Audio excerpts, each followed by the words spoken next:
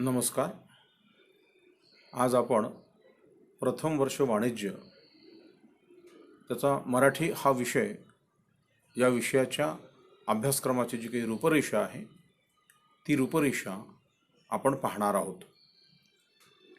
सावित्रीबाई फुले पुणे विद्यापीठ पुणे आणि मराठी अभ्यास मंडळ यांच्या माध्यमातून 2019 पासून CBCS पॅटर्न अर्थात निवड श्रेयांक पद्धती याच्या आधाराने हा अभ्यासक्रम तयार करण्यात आलेला आहे. या अभ्यासक्रमाची रूपरेषा कशी आहे हे आज आपण पाहणार आहोत. सर्वप्रथम मी आपले स्वागत करतो आहे. महाविद्यालयाच्या वतीने आणि मराठी विभागाच्या वतीनेही मी आपले स्वागत करतो आहे. साधारणतः सावित्रीबाई फुले पुणे विद्यापीठ पुणे यांच्या माध्यमातून प्रथम वर्ष वाणिज्य मराठी अर्थात FYBCom या वर्गासाठी मराठी विषयाचा पुनर्रचित अभ्यासक्रम जून 2019 पासून निवड आधारित श्रेयांक पद्धत अर्थात चॉईस बेस क्रेडिट सिस्टीम जी CBCS याच्या अंतर्गत हा अभ्यासक्रम तयार करण्यात आलेला आहे. मराठी हा विषय 2 सत्रामध्ये आपल्याला त्याचा अभ्यास करावयाचा आहे. त्यापैकी पहिलं सत्र आहे. त्या पहिल्या सत्राच्या अभ्यासाच्या शीर्षकाचं नाव आहे भाषा साहित्य आणि कौशल्य विकास. आणि दुसऱ्या सत्रामध्ये जो अभ्यास आपल्याला करायचा आहे त्याचं शीर्षक आहे भाषा आणि कौशल्य विकास. या दोन्ही सत्राच्या माध्यमातून आपल्याला मराठी या विषयाचा अभ्यास प्रथम वर्ष वाणिज्य या वर्गाच्या अनुषंगाने आपल्याला करायचा आहे. आता इथे आपण पहिल्या सत्राचा जे काही अभ्यासक्रम आहे त्या अभ्यासक्रमाची जी काही रूपरेषा आहे ती रूपरेषा आपण समजून घेणार आहोत. ही रूपरेषा समजून घेत असताना हा अभ्यासक्रम ज्या पद्धतीनं तयार करण्यात आलेला आहे ती पद्धत लक्षात घेता त्या अभ्यासक्रमाची काही उद्दिष्टे ही आहेत. आता ही उद्दिष्टे नेमकी कोणती आहेत याचाही विचार या अनुषंगाने आपल्याला करणं गरजेचं आहे. हा विचार करत असतानाच पहिल्या सत्राचा जो अभ्यासक्रम आहे या अभ्यासक्रमाचा विचार करतानाच आपल्याला साधारणतः याची काही उद्दिष्टे जी सांगितलेली आहेत ती उद्दिष्टे नेमकी कोणती आहेत याचाही विचार या अनुषंगाने होणे अतिशय महत्त्वाचे आहे. तर यामध्ये साधारणतः पहिल्या सत्राचं आणि दुसऱ्या सत्राचं अर्थात दोन्ही सत्रामध्ये मराठी हा विषय जो आपल्याला शिकवला जाणार आहे आणि आपण ज्याचा अभ्यास करणार आहोत तो अभ्यासक्रम तयार करताना त्याची काही जी काही उद्दिष्टे ठरवली गेलेली आहेत त्या उद्दिष्टांचाही विचार आपल्याला अभ्यासक्रम समजून घेतानाच करायला हवा. त्यातलं पहिलं उद्दिष्ट असं आहे की विविध क्षेत्रामध्ये जी भाषा वापरली जाते त्या भाषा व्यवहाराचं नेमकं स्वरूप काय आहे आणि या भाषा व्यवहाराची गरज काय आहे या दोन्ही गोष्टी आपण समजून घ्याव्यात. विद्यार्थ्यांना हे समजून सांगावे आणि विद्यार्थ्यांना ते समजावं असं हे पहिलं उद्दिष्ट आहे. दुसरं जे काही उद्दिष्ट आहे या अभ्यासक्रमाचं ते आहे की हा जो भाषा व्यवहार आहे या व्यवहार क्षेत्रातील मराठी भाषेचं जे काही स्थान आहे ते स्थान स्पष्ट करणे आणि त्याचबरोबर या व्यवहारामध्ये मराठीच्या प्रत्यक्ष वापराचा जो वापर आहे प्रत्यक्ष वापर मराठीचा त्याचा अभ्यास करणे. तिसरं एक उद्दिष्ट आहे याचं की विविध क्षेत्रीय मराठी भाषेच्या वापराची कौशल्य विकसित करणे. म्हणजे विविध क्षेत्रामध्ये वापरली जाणारी जी काही भाषा आहे माणूस दैनंदिन जीवन जगत असताना वेगवेगळ्या पातळीवर भाषेचा उपयोग करीत असतो वापर करीत असतो. वेगवेगळ्या क्षेत्रामध्ये भाषेचा वापर करतो. तर या वेगवेगळ्या क्षेत्रात मराठी भाषेच्या वापराची काही कौशल्य आहेत का आहेत तर मग ती कोणती कौशल्य आहेत आणि ती विद्यार्थ्यांमध्ये विकसित व्हावी हेही उद्दिष्टे या अभ्यासक्रमाचे आहे. त्याचबरोबर विविध लेखन प्रकारांचा अभ्यास करणे आणि त्याचबरोबर प्रत्यक्ष लेखनाची कौशल्ये वापरण्यासाठी विद्यार्थ्यांना सक्षम करणे.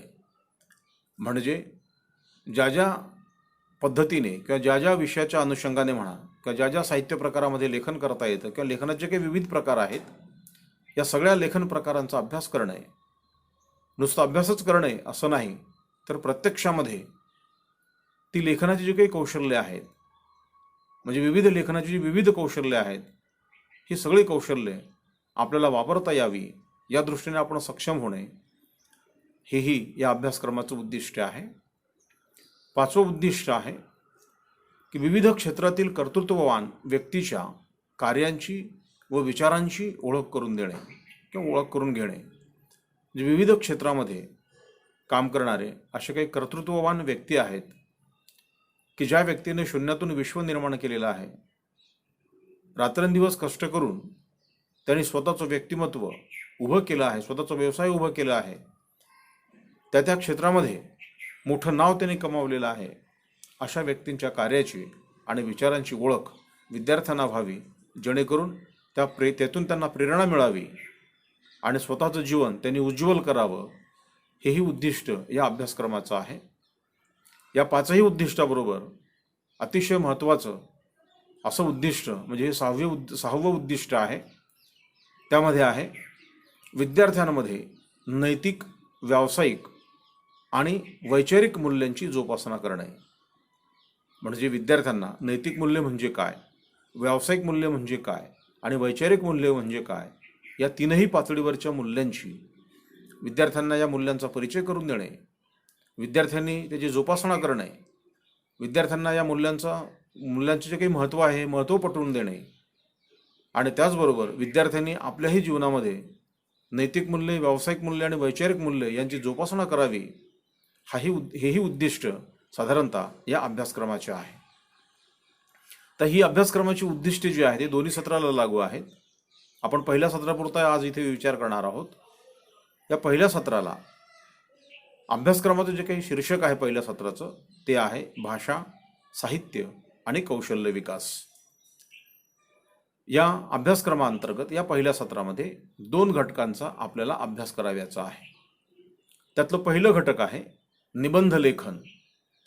साधारणतः निबंध लेखन जे आहे हे 3 प्रकारचे निबंध तुम्हाला परीक्षेमध्ये विचारले जातील. तत्पूर्वी निबंध लेखन म्हणजे काय, त्याचं नेमकं स्वरूप काय असतं, वैशिष्ट्य कसं असतं, निबंधाचे नेमके प्रकार कोणते आहेत, त्या सगळ्या वेगवेगळ्या प्रकारांची किंवा सगळ्या प्रकारांची नेमकी वैशिष्ट्य काय आहे, त्याचे स्वरूप काय आहे, हेही आपल्याला समजून घ्यायचं आहे. त्याचबरोबर प्रत्यक्षामध्ये वैचारिक निबंध लेखन, ललित निबंध लेखन आणि वाणिज्यविषयक निबंध लेखन हेही आपल्याला प्रत्यक्षात करायचं आहे. आणि म्हणून यातला जो काही पहिला घटक आहे तो आहे निबंध लेखन, वैचारिक, ललित आणि वाणिज्यविषयक निबंध लेखन. असे 3 प्रकारे किंवा 3 प्रकारचे निबंध तुम्हाला परीक्षेमध्ये लिहाव्याचे आहेत. त्यापैकी एक कुठलाही निबंध तुम्हाला लिहायचा आहे, पण तत्पूर्वी तुम्हाला 3ही प्रकारचे निबंध लिहिता यावेत.